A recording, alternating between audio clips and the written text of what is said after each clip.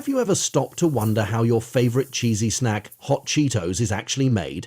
You open a bag, and inside are those crunchy, flavorful little sticks of goodness. But there's an entire journey that each one goes through before it ends up in your hands. Let's dive into the surprisingly fascinating process behind making Cheetos.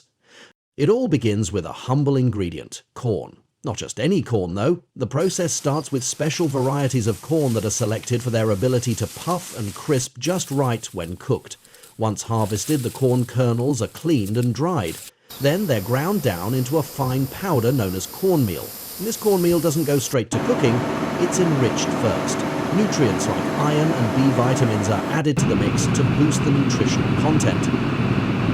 Once enriched, the cornmeal moves on to the mixing stage. Water is added to create a thick, dough-like consistency. This dough is crucial. It has to be just the right texture, not too wet and not too dry. Once that consistency is achieved, the dough is fed into a machine called an extruder. This is where the magic begins. The extruder uses high heat and intense pressure to cook the mixture, and as it's pushed through a special shaped die at the end, it puffs up almost instantly.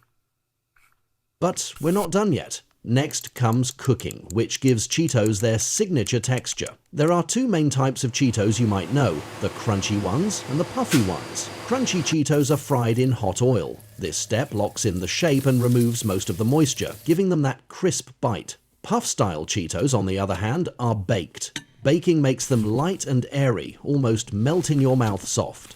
Whether fried or baked, they're carefully monitored to ensure consistency.